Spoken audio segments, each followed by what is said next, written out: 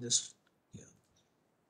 So gas welding process is predominantly used to join metals. So in this process, it is a fusion welding process. So this means the coalescence between the two parts is obtained by complete melting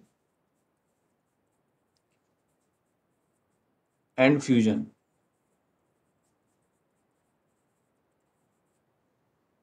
So to obtain this melting and fusion, the heat source which is used here, it is a gas flame. So this means this is a schematic of this process which I will explain now. So in this process, what is there? So we have this workpiece which is also mentioned as base material or base metal.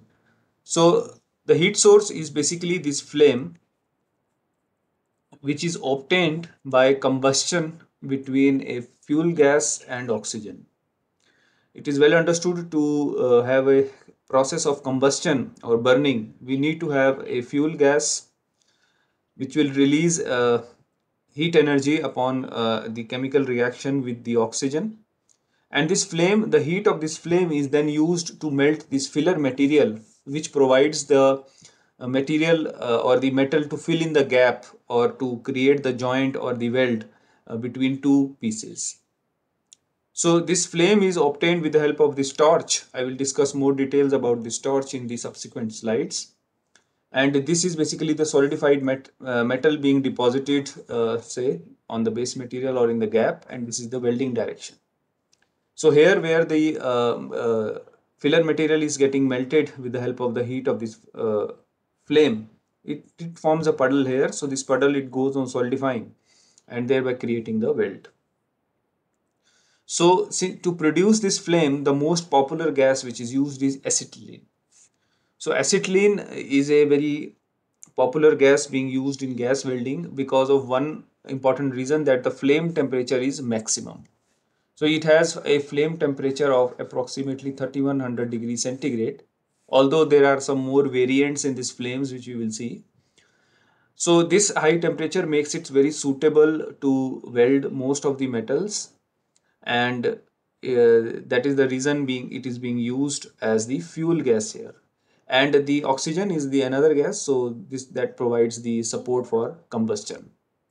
So gas welding, it is popularly used for metal fabrication, automobile bodies repair work. Especially this one is very popular in off-site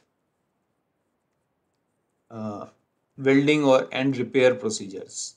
Off-site welding and repair procedures.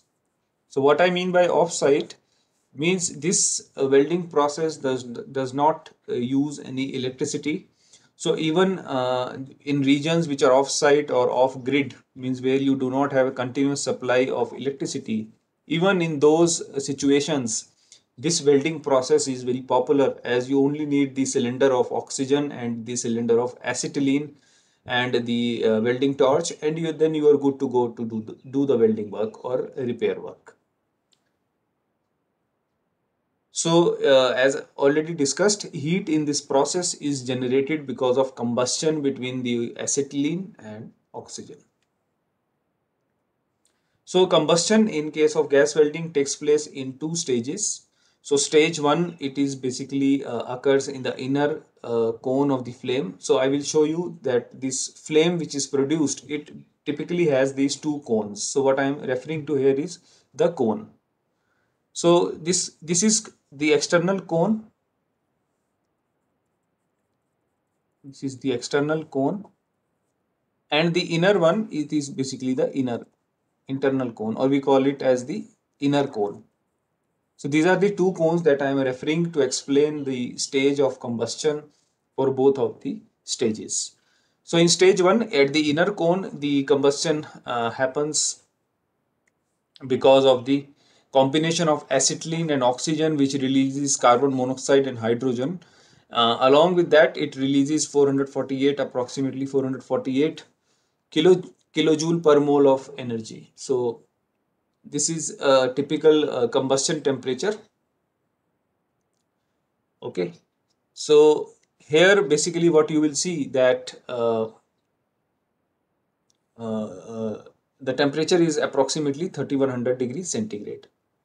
The stage 2, it occurs at the outer cone because of the further reaction of the products created at the inner cone with the atmospheric oxygen. So this leads to generation of carbon dioxide and water vapor, along with more releasing of energy at the rate of 812 kilojoule per mole. So there are other gases also being used other than acetylene as mentioned in this table, like propane. MAPP is basically uh, methyl acetylene propane.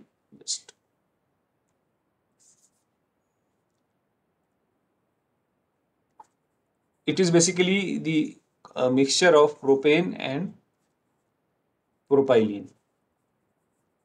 So that is why the name is MAPP. So it is mixture of all these gases. So it also produces an appreciable temperature, but you will observe that the temperature is still less than what is it is produced by acetylene. So this is one reason why acetylene is very popular.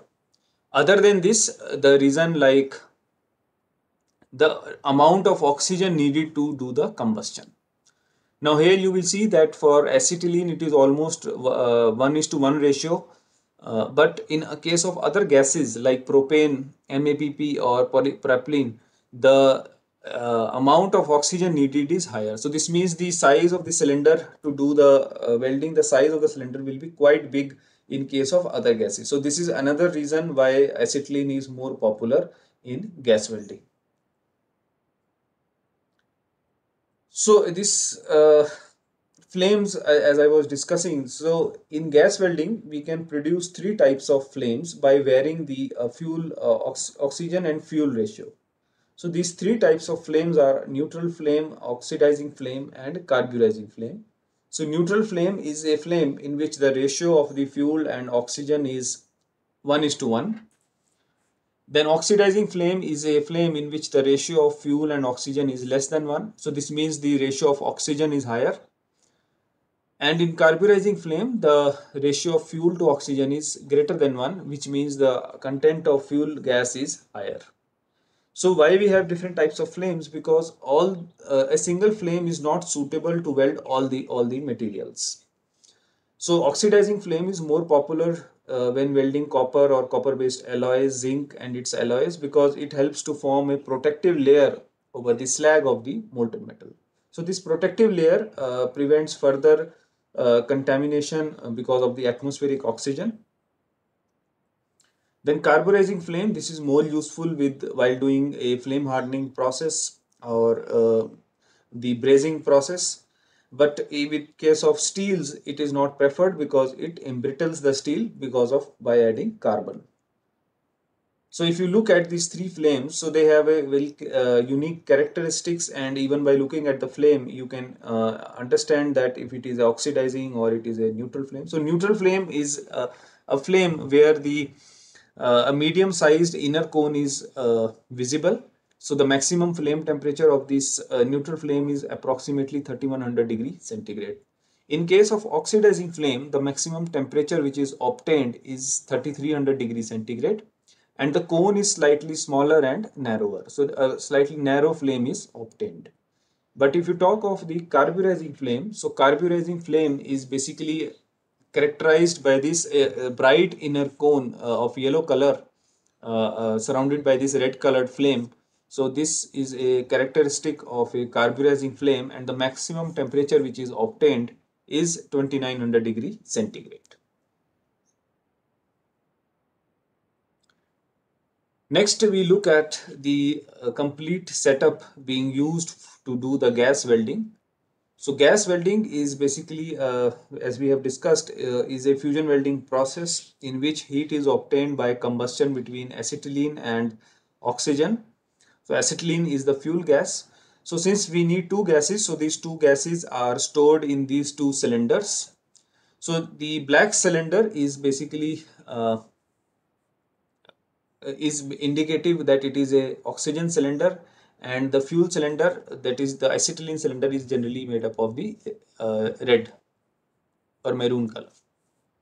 So so by looking at the color of the cylinder, we can understand what is the fuel or what is the gas present inside it. So the pressure can be set of the two gases by the pressure regulators, and they are connected by these two hoses. So this is a hose. So this hose connect to a welding torch where you have two needle valves. So these two needle valves, what they do is they control the flow rate of these two gases. So the welding torch, it has two important roles, that it will control the rate of flow rate of the gases, and it will also allow the gases to get mixed while flowing through this welding torch. So in this regard, as the gases they flow through this welding torch, so they form this type of a flame, and then this flame is impinged on the workpiece where the welding is to be done. So now storing of these two gases is also very important. So oxygen as such does not pose any danger or hazard in which it basically poses any hazard of flammability or any risk. But acetylene is a very dangerous gas if not stored properly. So to store this acetylene, the cylinder is not hollow. So I will just show what is the unique characteristic. So this cylinder of the acetylene is filled with a porous medium. So this porous medium is basically a medium like calcium silicate. This is like calcium silicate. So this porous medium is then filled with acetone, and then this acetylene gas is basically mixed in that acetone and stored. So the reason of this doing this is basically if you just compress the acetylene gas and store it in a cylinder, so beyond a very certain pressure, the acetylene becomes explosive and it may cause a hazard. So that is why the acetylene is stored in a porous medium, which contains this porous medium is made up of calcium silicate, and in this porous medium we fill in acetone. So acetone is filled in here. So acetone basically has the ability to dissolve acetylene gas in it. So acetone is there. So acetone is basically the liquid in which the acetylene gas is stored, because acetone molecules are quite spaced apart, and they can basically house the acetylene molecules in between. Thereby they prevent the explosive nature of the acetylene. Another important characteristic of these two cylinders is the threads on the acetylene cylinder are left-handed. So what this means is, so generally the threads on any given threaded object, they are right-handed. So this means that in if you basically put rotate it clockwise, so it gets tightened, and you rotate it anti-clockwise, it will get loosened up. But if the threads are left-handed, so the anti-clockwise will give the tightening effect and the clockwise will give the loosening effect. So this is done for the order of safety, because if accidentally someone directly opens the regulator of the acetylene by accident, so that may cause a hazard or a safety issue. So that is why the threads on the acetylene cylinder are left-handed and threads on the oxygen cylinder are right-handed. So next is the pressure values at which the different gases are stored. So oxygen is generally stored in these cylinders at the pressure of 13.8 megapascals to 18 megapascals. So acetylene is generally stored from the in the cylinder, or it can also be supplied by acetylene generator, but that is not used very much these days. And this is the reason, if free acetylene is compressed, so it becomes highly explosive even at a very low pressure of 200 kilopascals. So acetylene cylinder, it has a calcium silicate porous medium filled with acetone, and acetone has the ability to dissolve up to 420 times the volume of acetylene. So the reason I have already explained, the acetylene molecules are so small, they are able to fit in these acetone molecules, which permit the storage of acetylene at much higher pressure. So higher pressure is desirable because these are gases, they can be compressed to a very high value. So higher pressure means in a given finite volume you have more volume of the gas which is being stored. So welding technique using this process is quite simple. So basically the flame is lighted by slightly opening the acetylene valve, and then we adjust the oxygen flow rate to create a proper flame. So once we get the desired flame, so in this desired flame, either it can be oxidizing flame, it can be neutral flame, or it can be carburizing flame. So then depending on the torch size and thickness of the material, so we do the welding. And I have already explained that this process is very portable, it is versatile. So portable means for off-site locations where you do not have a continuous electricity supply. It is widely used in construction activity for large scale projects which are very far off from the main city or the main grid. It is very versatile and economic with a simple for low quantity work. So this is very important to understand. So this gas welding process cannot be used for mass production type of scenario.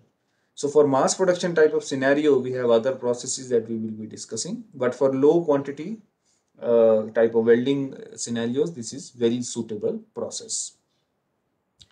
Then another important aspect in the gas welding is the role of flux.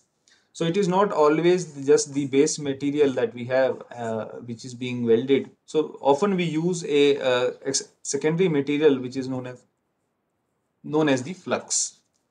So flux, it is a very important, plays a very important role in this welding process. So if we don't use the flux, so what happens? So when you create a weld in presence of atmospheric conditions, so the oxygen present in the atmosphere, it has a very high tendency to get or to form oxides at by combining with the molten material. So when any metal goes to the molten stage, so the oxygen in the environment, it basically forms oxides with that molten material, and then those oxides becomes inclusions in this welded part. So those inclusions are not good for the welded part, and essentially we don't want these oxides to be formed. So to minimize or to eliminate the formation of these oxides, the flux is used. So what is flux? So flux, it is basically a substance which is almost inert at room temperature, but in the elevated temperature caused by the flame of the gas welding, it becomes strongly reducing. So the nature, it is essentially a reducing nature. So this prevents the oxidation of base material or the filler material. So typically the flux is used for dual purposes. So purpose one is to dissolve the oxides which are already present on the surface of the metal. So these oxides are generally present on every surface of the metal, because a metallic surface when prone to oxygen in the atmosphere forms a very thin layer of oxides. So this is a very inherent quality of most of the metallic surfaces. But when you use this flux on the top of the surface, so what happens? It dissolves that oxide layer and facilitates the proper wetting of the molten material at the faying surfaces. So this basically enables a very strong joint and the quality of weld improves. The second role that the flux plays is basically it acts as an oxygen barrier by coating the hot surface and preventing the oxidation of the surface. So it also generates sometimes some gases which basically inhibit the welded zone to come in contact with the atmospheric oxygen. So then filler material is externally added in case of gas welding. So filler material provides additional metal in the weld zone. So filler rods, they can be bare or they can also be directly coated with flux and used in the welding process. So next is another variant of the this oxy-fuel welding, that is instead of welding it is used for cutting. So cutting means basically it is used to separate two or more pieces of metals maybe in different contours. So contours here indicates different shapes. So in this case the similar type of the torch is used, but in this case we also have a slight modification in the torch which I will just explain. So oxy-fuel gas cutting is a very useful process to basically cut the piece of material. Especially again, it is used in offshore or off-site locations, and it is very much used for rescue operations. You might have seen in different scenarios where there is some accident, or people are get entrapped in, say, some automobile or transport like train, etc. So to remove the people from those trains, you might have seen that they bring a gas flame to cut the bogie and remove the people. So that process is basically nothing but it is a oxy-fuel gas cutting process. So in this process, we use the flame instead to weld, but to cut the workpiece. So this torch which is used in this case is slightly different than the torch being used in welding. So here you will see the photograph of the torch orifice of the nozzle which is used for welding. Here you will see the orifice of the nozzle used for cutting. So the difference here is, in case of welding, only the flame is there which produces the heat, and then we basically melt the filler material which is added to the welded or the joint zone.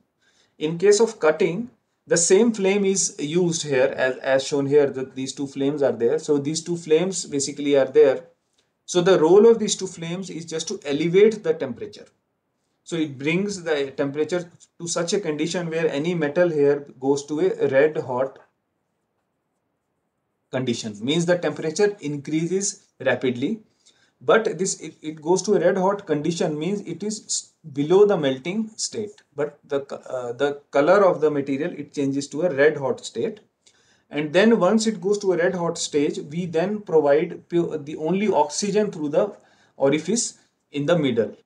So what this does is basically it oxidizes the material or the metal which is already at a elevated temperature. So this causes a very vigorous exothermic reaction which causes melting and evaporation or burning of the metal, and thereby leading to cutting of the two workpieces into different or two or more small pieces.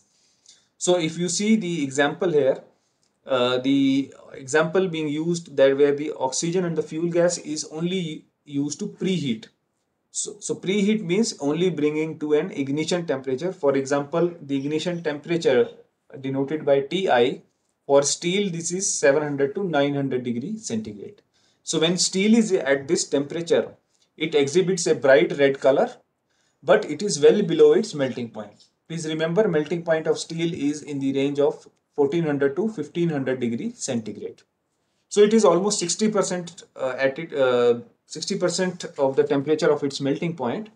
And when it reaches to this ignition temperature, so then we use this oxygen blast trigger to just impinge the oxygen jet on the preheated area, instigating a vigorous thermal exothermic reaction. So exothermic reaction, it generates a lot of heat, and that causes melting and burning of the metal. And then also, as the oxygen jet continues, it blows away the slag, enabling the jet to pierce through.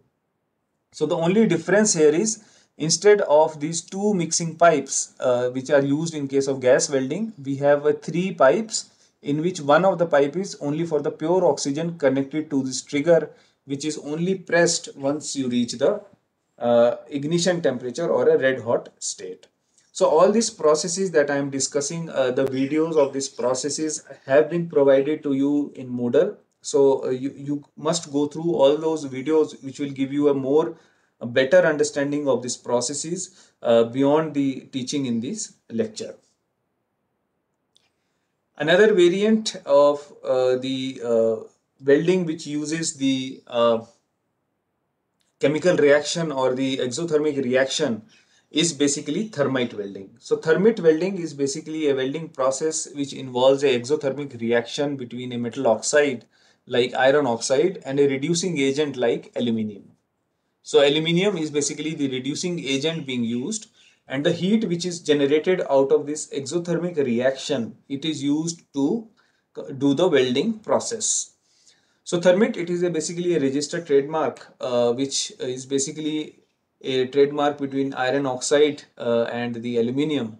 And this process is widely used for thick structural components, for example, pipes and rails. So all the rails that are used by the railways are welded using this thermit welding process.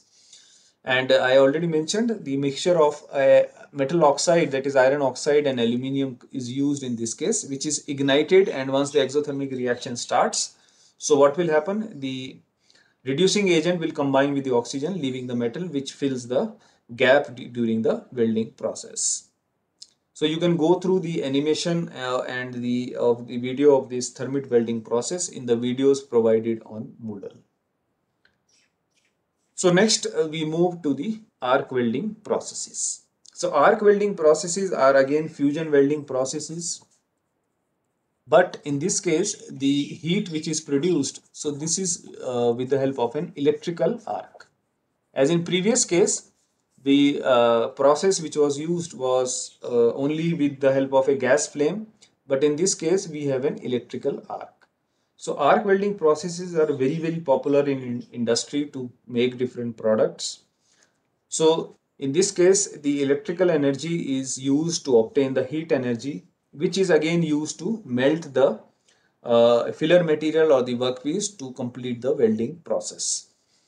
So arc is basically produced between the tip of an electrode and the workpiece. So the supply which is used in the arc welding processes, it can be alternating current or it can be direct current. So what happens generally, if this is the workpiece here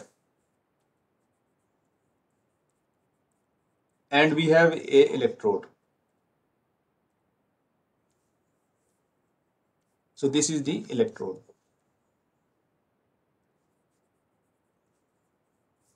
So this electrode, what it does is basically what we have done here is that electrode is generally connected to a negative terminal and the workpiece is suppose connected to the positive terminal.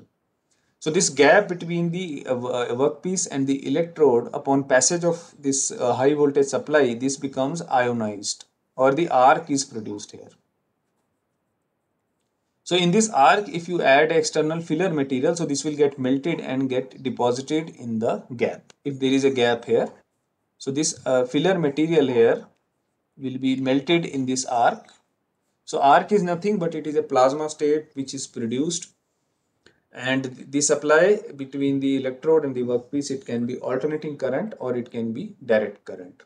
So in arc welding processes, both variants are possible. You can have a consumable electrode. So this electrode itself may get consumed during the process, or you may externally add a filler material to provide the excess molten metal to fill in the gap.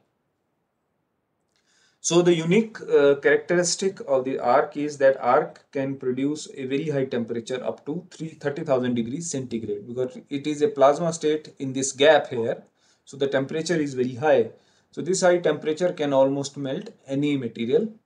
So this is almost 10 times the temperature which is obtained in gas welding.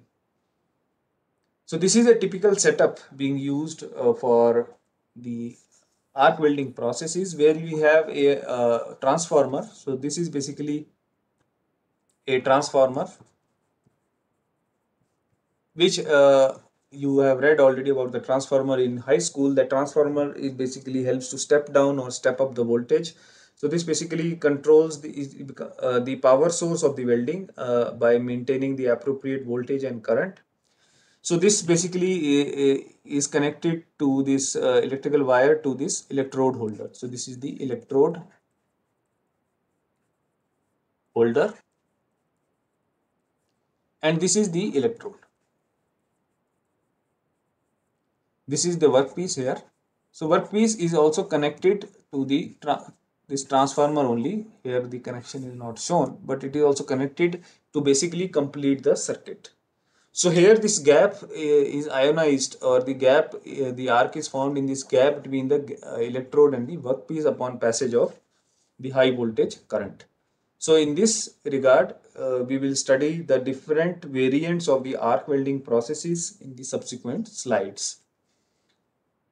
So this is basically a schematic of a electrical arc, where you will observe that this is the electrode here, okay, and this is the workpiece.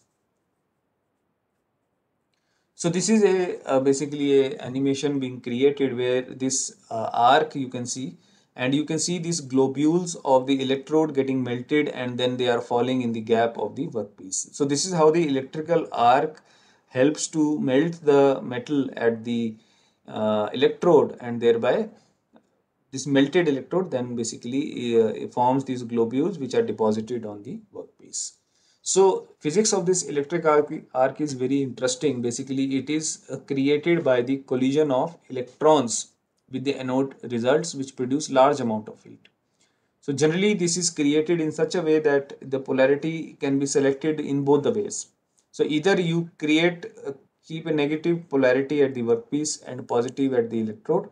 So when you complete the circuit, so the electrons will basically travel from the workpiece to the electrode, and in this regard when the electrons they collide with this electrode, so what will happen, a large amount of heat will be produced and thereby it will liberate the electrode material and it will then fall in this case of the gap between the workpiece. So generally in direct current, almost two-thirds of the total arc heat is liberated at the anode and balance is generated at the cathode. So anode and cathode is not designated to electrode or workpiece. This can be changed depending on the polarity being used. And in case of the alternating current, the polarity it keeps on reversing, ensuring equal amount of distribution of heat on both the sides. So this is another schematic of a non-consumable electrode being used. So this is basically the electrode here, and this is the workpiece. And in this arc, basically, the material is getting melted and deposited. So the transformer, which I have discussed, is basically the power source of any welding equipment, and this basically again consists of those primary and secondary windings. So depending on the primary and secondary windings, the transformer steps up or steps down the voltage, and correspondingly the current is also varied. For most of the welding processes, the voltage may be of the order of 17 to 45, although this is not a very fixed value. It varies depending on the configuration of the workpiece. It depends on the thickness of the workpiece, and the values of current they range in the value range of 55 to 590 amperes. So this is the inside view of the transformer, which you have already read that there are primary and secondary windings, and this basically helps to step up or step down the voltage, which is again connected to this one end is connected to the electrode by the electrode holder, and another end is connected to this workpiece by this metallic work table, thereby completing the circuit. So in case of these arc welding processes, so there are several variants. So several variants in this regard are there, but again in the scope of this course we cannot study all of the variants, but we will study some of the most important variants which are industrially used to create different products.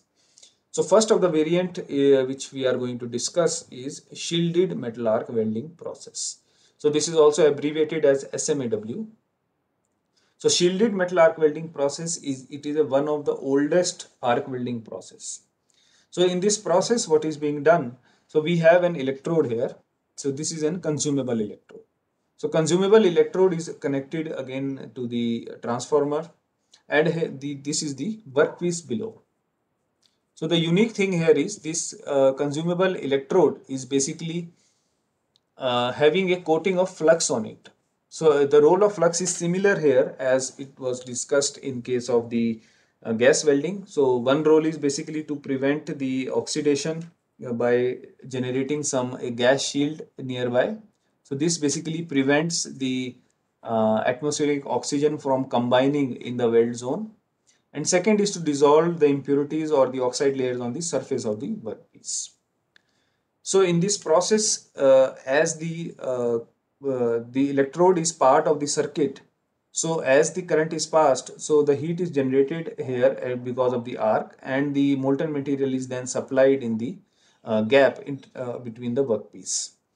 And as the flux plays an important role to bring all the impurities at the surface. So when these impurities they get solidified on the surface, so they become the slag as shown here in this black layer. So this slag is then manually removed after the welding process is complete, thereby ensuring a good quality weld. So we'll see some more details about this shielded metal arc welding process now. So shielded metal arc welding process, it is one of the oldest and most versatile process. Even till date, almost 50% of the industrial welding is done using this process. So electrical arc is created by touching the tip of the electrode. So first we touch this tip of the electrode here and then we slightly draw it back. So by touching, basically we complete the circuit, and then by drawing it back, we maintain this inter-electrode gap here, thereby sustaining the arc continuously till the welding is complete. So thus once this arc is maintained, then it is very easy, and as the electrode gets keeps on melting, so the electrode is kept on feeding in this arc, and it provides the molten material to the welded zone. So electrodes are quite long and thin in this case. So this they appear like a stick. So electrode is also sometimes referred to as a stick. So the process is also known as the stick welding process. So heat generates at the tip portion of the electrode, flux coating and the base material. And flux coating deoxidizes the weld area, provides shielding gas. So these are the roles of the flux in case of the arc welding. So another important role of this flux is it also stabilizes the arc. Stabilizes means it sustains the arc, avoiding its extinguishing of the arc. So it does not allow the arc to get extinguished, but it allows the arc to get sustained, thereby providing a longer welding cycle. So current, it is in the range of 50 to 500 amperes with a voltage range of 30 to 50 volts, and a very high power up to this value can be used in different scenarios. So again in this case we can use both the supplies. We can use direct current or alternating current. So direct current is preferred when the welding we are welding very thin sheets because of steady arc. And direct current is also used in two variants. So one variant is with the straight polarity, where workpiece is connected to the positive electrode and the positive terminal, and the electrode is connected to the negative terminal. So this straight polarity is also known as DCEN, direct current electrode negative. So DCEN stands for direct current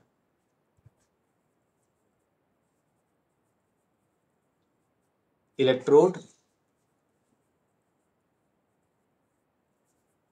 negative. Then we have a reverse polarity where workpiece is connected to the negative terminal and electrode is connected to the positive terminal. So this becomes DCEP, which is direct current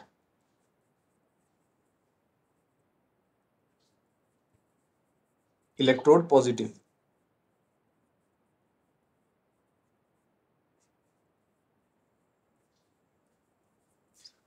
So DCEP is more popular when we are welding thin metals, and DCEEN is more popular when we are welding thick metals. And of course AC is another there which pulsates very rapidly.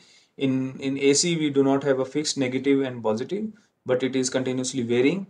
And in this case, when large electrode diameters are used, we at a maximum current value, then AC is more suitable, and it is also suitable for thick sections. So here you can see the typical depth of the weld bead profile. So with EN you will see the maximum penetration is there. With EP it is a very less penetration, and AC becomes a medium type of a penetration of the weld bead in the workpiece. So the shielded metal arc welding process, it has several advantages, like it is quite portable. It is best suited for 3 to 19 millimeters of thickness. So beyond this 20 millimeters of thickness, different processes are being used. Then limitations are sometimes there may be several passes being required. Suppose you have a very thick weld piece, a workpiece here to be welded. So with this you need to have multiple passes. So like this we'll have multiple passes of the weld bead being deposited. So with every pass you need to remove the slag. So if the slag is not removed properly and it comes or becomes the part of the next weld bead, so this will cause corrosion and generally it will deteriorate the quality of the weld. And to do this shielded metal arc welding process, you need a skilled labor. A skilled person is needed. Any person cannot do the welding with very good quality. So this is a very labor intensive process. And another important aspect of this shielded metal arc welding process is this is even possible in underwater scenarios. Even with underwater scenarios, you can weld it directly on the place where it is to be welded. Of course, the voltage and current parameters will be quite different than in dry conditions. But for repair work under in structures which are under the water, this is very popularly used even on till date. So with this, I'll stop here and now I can take up questions from you if there are any.